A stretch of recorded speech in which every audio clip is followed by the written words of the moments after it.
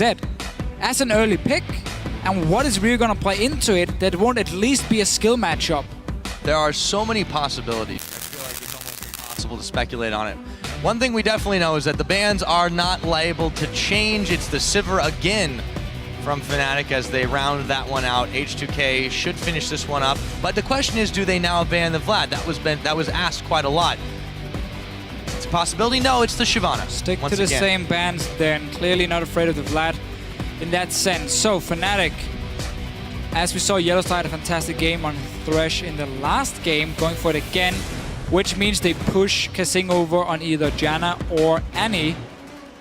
And we might see, if it is standard lanes, them trying to really put a lot of focus on it. I mean, I always feel like we're back to game one here, at least in terms of the start, except for that Sivir ban, which is the only change all series long between the two teams. So H2K have gone Gragas jungle 4 out of 4 games so far. That is open again. Unless you want to take away the Nunu from Reignover and you want to try and run a let's buff up Yarnan composition. Because Fnatic has tend to run with fairly low engage when they can't get the likes of Hecarim. And that's where if you buff up your AD carry, if you run like a hyper carry setup where you have a lot of protection, a lot of peel for him, let's say Nunu Janna in this situation, it's very tough for Fnatic to get onto him in these team fights. It looks like they're not gonna wait for Zed to be locked in, and instead Ryu gets it. One of his all-time greats, I guess we can say. Ryu has been a fantastic Zed player back in Korea. And Yarnan gets himself the Jinx. Fnatic, looks like we might have an answer Taunting right a little bit, maybe. If they go for the Diana, I'm not sure about that one. No, Cho'Gath is good against Zed in the laning phase. You know what else is good against Zed in the laning phase? Urgot. That's very true. Well, Urgot at least is fantastic later on in the game against him. Whenever Zed goes in, you just swap him around, you stack a massive amount of armor, and he's never going to kill you in that sense. Let's see what Fnatic wants to do. We had the Vladimir top lane beforehand. It worked better for Huni, but nearly everything in the world would have compared to what he played in the first few games. He lost the lane, however, fairly hard to the Sion pick from Odoamne, which is still open in this situation here. But he managed to pick up so many kills in the team fights, which was the big turning point for him. But that was not started by Huni. That was started by Fibib and getting that first blood in the mid lane. And they will take the Cho'Gath into Zed matchup here, which a lot of the best Zed players in the world say this is a very tough one for Zed to play. Cho'Gath does get pretty big and beefy. It can be hard to try and chunk him down, and if you can anticipate it, you can just rupture on top of yourself as soon as Zed jumps in on you with the death mark. So that's the thing, you also got the silence, which stops a lot from Zed. The Ezreal pick is a little bit curious too. Steelback has played it at least once. So, week 9, Fnatic H2K, they pick their Ezreal, and all they do is go standard lane, farm.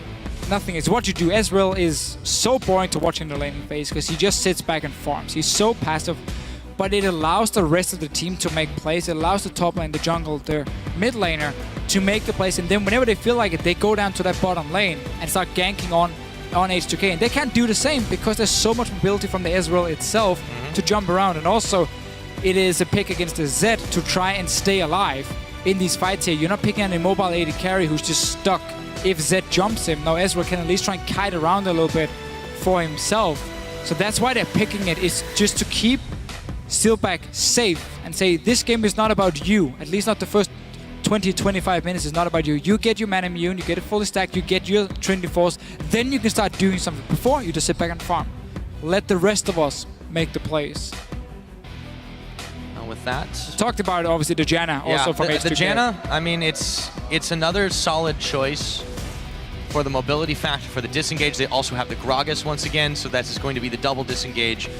There is a lot of damage though between, it's a lot of sustained damage really with the Jinx, and of course you've got the potential burst that Ryu can bring. It's still pretty AD heavy though.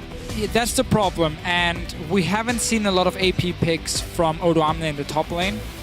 And he's normal champion to fall back on if Maokai is gone. And it has been Sion now in the lane, and that would, as you just said yourself, put H2K in a situation where they're so focused on physical damage that Fnatic can stack armor. And then going into late game, it's going to be so hard for him to take down anyone. I mean, the Cho'Gath is going to become very tanky. Getting the stacks, it's going to get an hourglass in that situation if it's against pure physical We know Ezreal can jump around, sustain himself, kite very well in fights, and Vladimir obviously doing the same. So while Fnatic is not running a clear-cut tank that's gonna just stack a mass amount of armor, there's obviously War Enchant on Rek'Sai, and then you go full tank after. Then it's not the worst situation, but it makes it a lot harder for you in the late game teamfights when you're already against a fairly beefy setup from Fnatic. Yeah. Fnatic has a decent mixed amount of damage too, so it's going to be difficult for H2K to really prioritize against that. As the timer ticks down, the real question is what there does really is no picks for him. If he wants to play a tank, there's not a whole lot he can offer. I don't think they really need a tank because they've got the Gragas, but then what does he do? As you mentioned, we haven't seen too many AP picks coming out. I guess he could just go the Scion again if you... Never mind. Okay. This is interesting. Very different for Odoamne. It's simply H2K saying we need some magic damage. We cannot run double physical carries and nothing else in our setup. I mean, we have seen the Ana top lane from Cabochard in Europe. It's a pick which does just fine in the laning phase, but it's so risky because you are so easy to gank in a long lane like the top lane, and you cannot afford to fall behind on it because you simply don't have the damage or tankiness then to dive in onto the enemy backlines. And this is the first time where we see Odoamne not pick a big tank, which is what he normally goes for. He's played Lulu like once, and that was in a Giacomo composition. Outside of that, we are mainly looking at tanks for him. Lissandro's been played twice, not in recent weeks, and then Kennen once. Everything else is Maokai, Gnar, and Sion. Now we're gonna have to see what he can do on a carry. Instead, no double tank setup from either team. Obviously got the big tank Gragas from Lulex here, and only the Rek'Sai from Fnatic. Fnatic again is more like bruiseries in terms of like there's no full tank, but more you have a lot of damage from your deals and they become fairly tanky. This one's going to get bloody though, man. I mean, this is just absolutely insane. We will see if the top lane Diana is going to be able to carry H2K to victory, or will it be Fnatic going to the finals in Madrid? Why don't you guys hop on Twitter and let us know. Tweet at LOL Esports with the hashtag H2K win or FNC win. We're still tallying them. And now we are onto the Rift. Game number 5. H2K changing it up here, early picking Zed for Rio. He played it against Copenhagen Wolves in the quarterfinal. He did it simply to take it away from Febiven, as Rio wouldn't have any good picks into it. We haven't seen Cho'Gath, we haven't seen Urgot from him. That's why he takes it, and the crowd yelling for Fnatic. I think we hear a few other things in there as well. Oh, isn't there always like a Team Solomid fan in the crowd? There's at least one. Doesn't matter where you are. Febiven's at least amused. Would you like Quite some the gentleman. cheese with your wine? Line of scrimmage start for both these teams. We don't look to be seeing a lane swap. I'm really curious to see how this top lane goes because 30 seconds until Vlad versus Diana is not something that I would expect in the top lane. No, a bit. I mean, as always with Vladimir here, he needs a few levels before he can really start doing well in his lanes. But Diana doesn't have any kill pressure pre-level 6 either. And you're not running Ignite because you have to teleport as a top laner, so it's very hard for Diana to do a whole lot in the laning phase in that sense. Another reason why people don't like it too much in the top lane. Has been seen a few times, obviously. I wonder if we're going to see Morel Normicon. First item, it's something Cabochard likes to do just for lane dominance, and it's obviously fantastic against the Vladimir as well. Cooldown reduction and the mana regen as a top laner can be very needed. Late game, he's going to get the blue buffs, but he's not going to run all the way down from top lane to pick up a blue buff and run back. So he's going to need some sort of regen up in that top lane for himself. We're going to have to see what Odoamne decides to do and how he can play in this one. Again, we normally see him on the big tanks. Very different pick for him now. Very different indeed. We'll see how this Zed Show matchup goes. In the mid lane, and all the while, Odoamne has actually gone ahead and started on the Raptor camp. Should be able to clear that one and back to base. He goes after the early level 2. Yeah, camps from nearly everyone except for Huni, just sitting on the Vladimir. Can't really do a camp at level 1 himself. Down the bottom lane here, they're even in terms of XP. No, Steelback got close to all of them. He didn't get the small one, but he got the big one on his own. So he's going to hit level 2 very fast. Once he kills one more minion, it should be enough for him. But H2K are getting the push on this one. Gets the level 2 as well, starts zoning away. A very good spot to deny a little bit of farm. Yellowstar obviously a bit A bit of XP away from hitting level 2 himself. Only Steelback is going to get it. There we go. There he goes. Still, they've been pushed back just a little bit to start this one off. So, let's check in where the junglers are at. Pretty standard starts from both of them. This is probably one of the most normal games we've seen this series. Yeah. I'd say by far. And We have to see what Febman can do on a Cho'Gath. that's the real question, isn't He it? shines on Assassins. That's where he can become the big playmaker. You can't really do the same on a Cho'Gath in that sense. Not a big split pusher.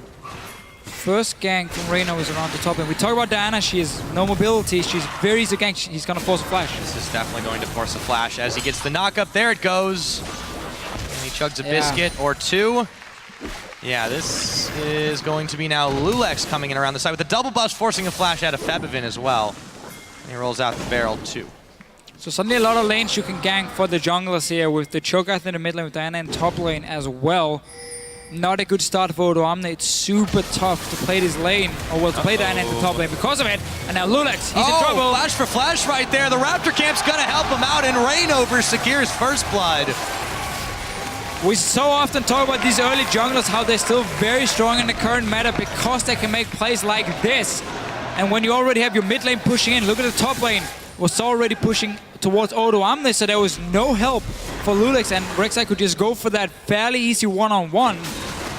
So important with a good start for Rek'Sai, especially also because Lulex showed in the last game that he wants to gank on this Gragas. Despite being weaker than Rek'Sai in the early game, he kept looking for ganks. He didn't farm. Now he's been set behind quite a lot. Gave over his new set of double buffs to Rainover as well. And here's another gank on Odoamne. Yep, this he time has he's no got flash, no remember. flash. The pool coming in as well from Huni. They didn't secure it though. Just a little too soon to back off. Forced him back anyway though, which is the important one of this, or from this gank. And a top lane so far under a lot of pressure because you got this Rek'Sai pick from Rainover, who's so aggressive in the early ganks. Starting to get a little bit tough for the H2K lanes. The bottom lane for them has actually done quite well. They've been forcing Steel back away from this farm. This is just the harassing power of the Jinx Janna lane. Now they push the wave up to the tower, start taking a few shots at it as well. And as you mentioned, Steelback, not going to really be doing much there, but just trying to stay safe. Lulex gets a shot nipping at his heels as he dashes away from Rainover. So risky what Lulex is doing. If he goes in for a gank and he gets counter ganked with no flash, he's dead 100%. Rek'Sai is going to destroy him. But yeah, as we talked about in champs, like this Ezreal pick is just Fnatic saying, you know what, Steelback, you sit and farm, do nothing else, we just do standard lanes, and then we make plays on the top side of the map. Already giving one kill, the forced flash from Odoamne as well on that top side. So very clear what Fnatic has been doing in the early game. They have to worry about this bot lane tower going down if there's enough time for H2K to just keep pushing it in, because this lane is not going to turn around. Steelback is going to go back and get a tier, so he's not going to have any combat stats, and he's going to lose the lane even harder. And then it's up to H2K to push in this tower here, get it as early as possible, so they can rotate the Jinx around and start getting global gold that way. Is the thing. They continue to pressure Odoamne in the top. Let's see if they can pick him off. This time they can. It goes over to Huni. Oh, and the crowd just loves it. The only way for Odoamne to stay safe is if Lulex puts focus on getting the Rift Scuttler on the top side and then helps him ward as well. So you block this entrance into the Baron, but that's not been taken at all. So there's simply no way for Odoamne to stay in the lane. Either you have to sit in your own tower, or you can expect to get ganked. Every single time you have no mobility in a long lane. Very tough for him. And they have brought Ryu and Lulex down to this bottom side to try and get a dive on. There is going to be the death mark onto Steel back as he tries to make his escape. He does. Yarnan goes forward, actually takes a lot of damage. H2K try to make a move on the bottom side and it doesn't work. The only lane where H2K is winning is on the bottom lane. That's why they wanted to go for a kill and potentially take that tower. They need Yarnan once he gets his BF sword to start switching up and go to different lanes. Otherwise, Fnatic can just keep ganking on this Diana here in the top lane. He has not left this lane. No ulti though. But he's behind enemy lines and he doesn't have any supply at the moment. Any help. Lulex looking to change that. but Rainover is in the area as well. Now he's going to go ahead and back. He has spent a lot of time here for no effect. Yeah, got the flash only from Steelback, and that was it. Now, if they want to go back, you got that BF sword on the Jinx. You know what Ezreal is going to build, so you're going to win the lane. Can you do it fast enough? Top tower, taking a lot of damage. We saw how Diana had to move mid lane to defend because of this play from Reno or from Rio. And really not looking good. Fnatic also winning the votes. Oh yeah, it was a little even earlier in the series, but it's been turned around here. And speaking, turned around once again, Odoamne just finds himself so far behind trying to deal with anybody right now. He's been kept keeping up in farm, but he nearly got eaten by the Cho'Gath once again. And that opens up for mid tower now. It's being pushed in because Zed is on the top side. We still see Jinx bottom lane. She hasn't recalled yet. And therefore Fnatic has full control of the mid lane. They can open up for either Dragon. They can take Dragon or take mid tower. They decide where they want to go and deal some damage onto it. Obviously wouldn't be able to completely kill the mid tower, but at least you chip it down. And really at the moment H2K is only winning that bottom lane. It's where they have to be able to make the play. Get that tower once you return with your BF sword. Been unable to do it so far. So now Odoamne is fully committed to swapping into the mid. Let's see how he fares against Febivin. The Feast is not available just yet as he had used it on the last iteration, but you can already see he's taking the damage. Harassed from the Feral Scream, making it difficult for Odoamne. We'll see what he can do here. Ryu on the top lane, waiting very patiently in the brush. He can get a pick off on Huni. Well, the thing is, Vlad can pull his death marks, so... Yeah, it's very, very difficult for him to really do that. You're only going to get the kill if Huni really misplays on his own. Zed is more mobile though, so he can escape the ganks easier unless you use your shadow offensively. Compared to Diana, that's why they've made the swap here in this situation. Oh, Yellowstar gets pushed back. He throws down the box, but Kasing's not too worried. There's a lot of minions that are causing Yellowstar some pain, but in comes Steelback, and Kasing can't make this play alone. He got a little bit too aggressive here. Shields on, dodging, but he can't dodge that auto attack. Steelback comes up with a kill. Was that a support staying close to the enemy tower on his own? That was a very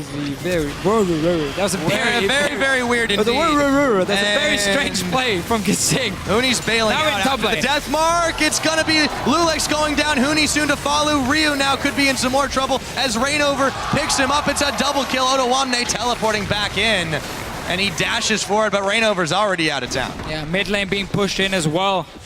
Fnatic here, they get the kills, they get the towers down. Free kill in the bottom lane on Kasing. No idea what he was doing there, just walking up on his own, being caught out. Not sure if he was trying to group up the minions and potentially set up a freeze, but that wouldn't make any sense because you want to get the tower. Anyway, Dragon is now an option. There's nobody here from H2K side. You got Odoamne in the top lane, already used teleport. Zed is coming from mid lane now, very far away. Fnatic is just controlling everything. They turn their attention, though, to the bottom side. Yes, they are, though. Very difficult for H2K to get anything back. They have to stop the snowball before it becomes any bigger. Febivin rows into the Tri-Brush, gets a rupture onto Lulex, just shows him who's boss. They can go back to the Dragon, but it is a little bit more risky. Ryu's around, so is Lulex. They will take their time about this one before they go back to it. Yeah, still, the bottom lane is where H2K has to make the play. Lulex can come down now, they can push it in 3 guys and take the tower, especially because Yellows are just backed. And then you take Yarn in here and you move into the mid lane instead, where Cho'Gath does have decent wave clear, but doesn't have enough AP to fully instantly clear the wave, so you can always push him down and at least keep him stuck at his own tower. You can also go top lane and trade it for that Dragon instead if you want. Vladimir won't be able to clear the waves, because he has to stand on them if you dare with your both support and AD carry. So there are options for H2K to get some gold. The problem is it relies on Fnatic stopping simply making plays, and they don't have to because they're winning their solo laners. In this situation here, they can gank couple shot again. Well, even the bottom's normalized. Yes, Yarnen's still out farming Steelback, but that's kind of to be expected at this point in the game, and you never know when the pressure from Rainover is going to come. They have really not done a great job of clearing out the tunnels. Yes, some of them have been popped on the side of H2K, but it's really not slowing Rainover down too much. Yeah, tough man to please. Pyra. You can't really invade into that enemy jungle. That's true. Plays tunnels. You got me on that one. The wards, though, have been in favor of Fnatic. Still, on that Fnatic, bottom they've side. kept the vision up. Here's what H2K can do here, though, is they can There pick we off go. this tower, get excited a little bit of harass down for Yarnin. Now you gotta run, though, and not keep trading. There's a Cho'Gath in the sights, the flash. Oh, the hook comes in. Febivin has the Jinx in his sights, and he takes a bite out of him. Kasing pushing the rest of Fnatic back, but they've already picked up the carry, and the Rupture's gonna land as well. Kasing's in trouble. He's going down. That kill credited to Yellowstar. Fnatic eyeballing the Dragon. Eyeballing. But not taking it. The final of the EU LCS. That is with true the way they're playing as now. well. 13 minutes in, 7 kills already. They got 2 towers. Only the bottom lane is left alive. Now let's see what Ryu can do on Reignover. And he's trying to finish him off, but Ryu really low here. The last shot's gonna get him. It's Reignover that manages to pick him up. Thank you, Red Buff Huni, though. Can he make his escape? He pulls, but it won't be enough. The barrel comes in, and Ottawamne claims the kill. Lulex knocked up by Reignover. Febivin coming in. Feast not off cooldown, but he does have enough damage in the tank anyways. And Lulex knows he's gone, stops moving, and takes the short route back to base. Everything is collapsing for H2K here. Simply nothing they can do. Full credit to Reignover on this Rek'Sai. He's showing what you still can do on these early junglers here, as long as you're playing aggressive, as long as you look for the ganks. For him, I mean, you got 5 kills. 14 minutes in. Dragon is still up. Nobody's taking it because there's been no reason for Fnatic to start it when they can keep getting kills in the lanes. H2K does have the bot lane tower down, so Yana and Kasing needs to leave the bottom lane here. They're gonna go and check directly into Reignover and Yellowstar. The question is, do they have enough damage? They might. Reignover gets knocked up for just a moment. He's going pretty low in this one, but he gets his way out. The rocket gets intercepted by Yellowstar. Ottawamne still looking to chase in on Reignover, pulls in Yellowstar instead. They might have to sacrifice their support, and they will. It goes to Ottawamne. Yarnin getting excited, but he won't be able to polish off Reignover. He's already gone. Does open up for H2K to start a Dragon and at least get something after that 1 kill here. Let's see if Fnatic want to fight. They're still very strong. Reignover's not left to base. Febivin is not hit 11 yet, so he doesn't have rank 2 of his ulti. But he can still go in. Oh. Yep, Hemoplague thrown down on 3 members, and there's the True Shot Barrage. There's a lot of damage coming out. Yarnin nearly going down. Do they have enough to do it? Huni gonna run straight into Ryu. They've chased H2K away. The zap will keep Huni back, but they do manage to secure the Dragon for themselves. Huni flashing forward, not able to get anything else. They have scared H2K away. Not over yet, Pyra. And they may be looking at this tower, Deficio. Potential kills, just forcing H2K away. Huni's trying to zone them. Might be collapsed on here. Yeah, he's got a pool, though, able to sink beneath the ground for a second. Steelback moving forward on Kasing. The Janus Shield keeping him alive for now as Reignover picks up Lulex. Kasing throws the Monsoon. There comes the Ezreal. Steelback picks up Kasing anyways. And they can easily take this tower now. Fnatic just outplaying and outpositioning H2K. Really like how they just stayed between the 2 towers here. They didn't allow H2K to move down and defend the tier 1. Just basically cut them off in between, while the rest of Fnatic were running around in the jungle. So when we thought there was a collapse on Huni, well, we already had multiple members nearby as well. Super nice play staying between them. So this fight here, a lot of ultis and everything has been invested from H2K, and they're tanking the Dragon. So this is a nice ulti from Huni to start it so close. And in the end, he just chased it, and now he does a smart play and just stays between the 2 towers here.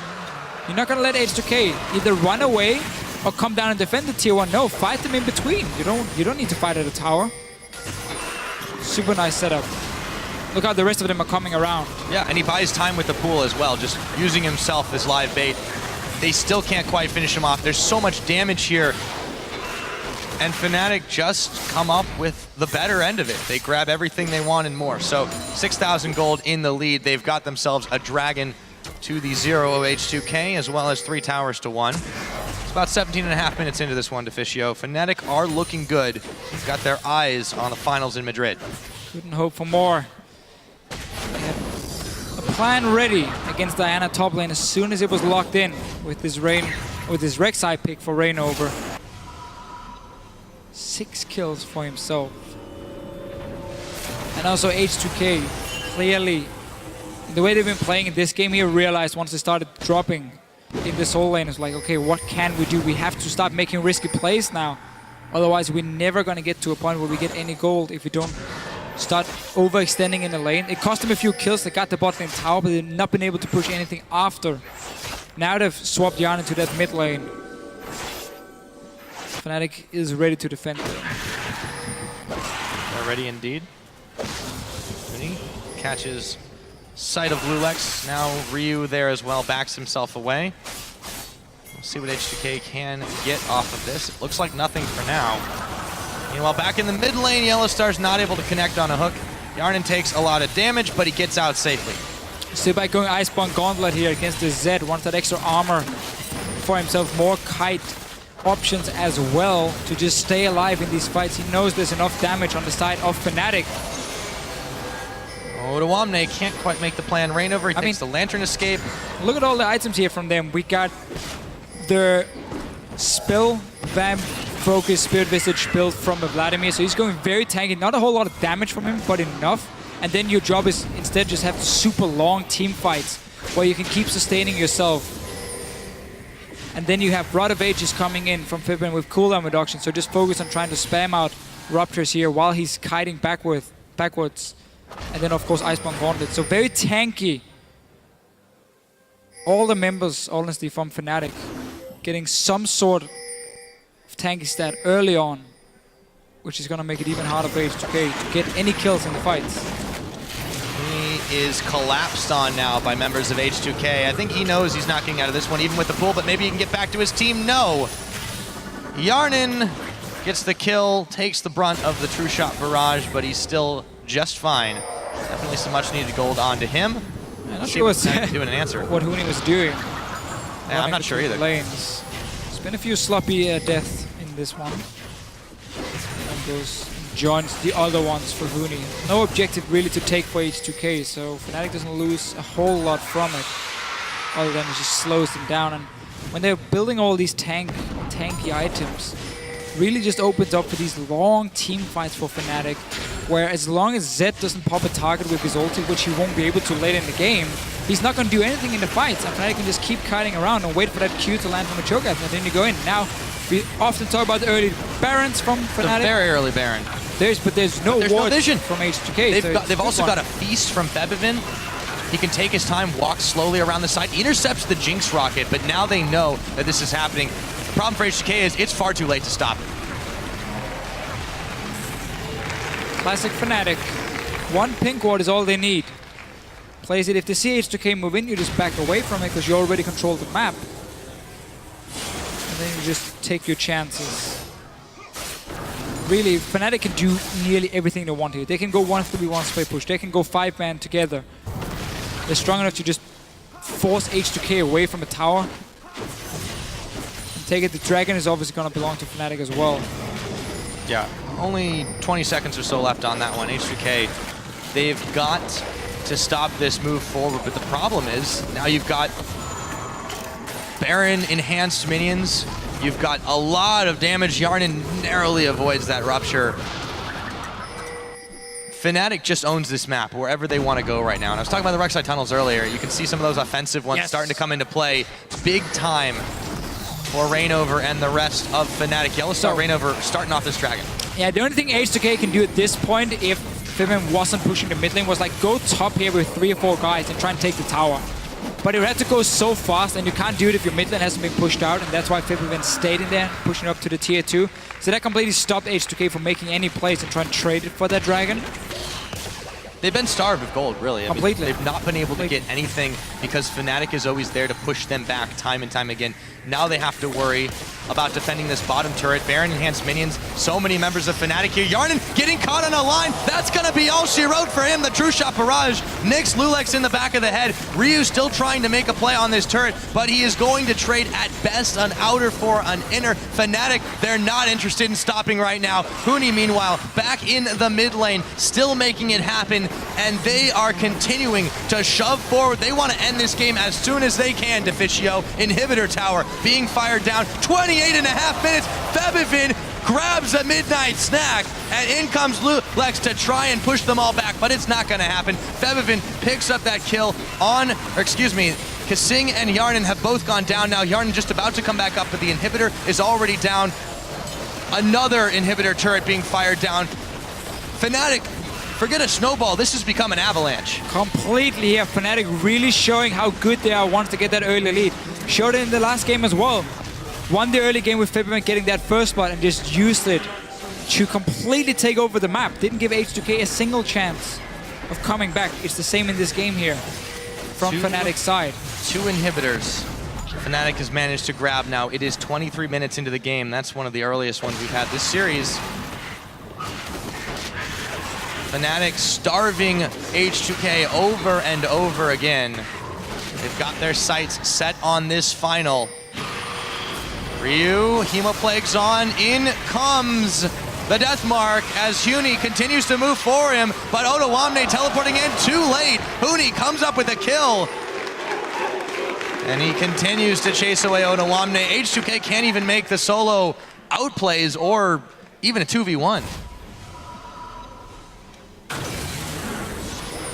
Let's see Fnatic. I mean, you don't really have to do a whole lot more. Just force a fight on the top lane. They've got the game in the palm of their hands at this point. Completely, obviously. I don't think it takes it would have too much of a brain to realize it would that. have to be like the perfect positioning for H2K. Fnatic would just have to get themselves caught horrendously, but this game has been so one-sided in their favor after the start of it. They cannot be stopped in this push. They've just got so much damage. They're so far ahead for this point in the game. Respect to Kasing. He's still smiling, sitting there. He knows the game is basically done. And yet he's there, keeping it fairly cool. For H2K, the goal was to win, obviously. Win the whole split. I'm not talking about the semi-final here, but for them just getting this far in the first split is fantastic. It is absolutely fantastic indeed. But you know what else is right now, Deficio? The way Fnatic is playing this game, the rocket's going to hit Yellow Star. Won't be enough damage as Rainover picks up a double kill. They're eyeballing the end of this one right now. Rainover runs onto the Flame Chompers, but that doesn't even matter. They've turned their attention to the Nexus turrets to fire this one down. 25 minutes into the game, the Nexus is bare. Fnatic, it took them 5 games to do it, but they are going to the finals.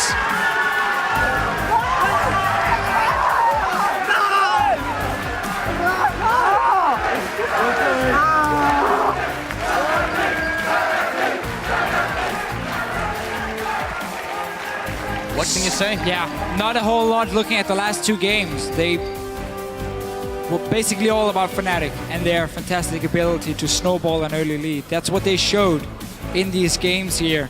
And I really like how they adapted from the Lee Sin top lane, which clearly didn't work for them. Picked Vladimir twice in the last games here, and then showed why they're considered one of the best teams in Europe. You know, you mentioned Kasing still smiling, but I think we got to talk about somebody else whose smile may have wavered for a little bit during this series. In the back there, it's Huni, but there's a big smile on his face now. Rookie of the split, going to the finals in Madrid next week. And you know what? That's the scary thing, because this quarterfinal wasn't about Huni at all. It was so much more about the rest of the Fnatic players doing so well. We talk about Febiven in the mid lane, winning his one-on-one against Ryu in that last game. Rainover with the early ganks on the Rex side, snowballing the entire map. Yellowstar and Thresh is making plays left and right. Like, these are the players you're looking at if you look at this quarterfinal, or semi-final, sorry, not quarterfinal. Huni did manage to show what he could do. He had a lot of bans, of course, against him, like Hecarim, Rumble, everything. He found his footing, though, in Game 4. But that, again, it's a scary thing that Fnatic, without him, can still be so aggressive on the map and make so many plays. And it shows how good the entire lineup is from them.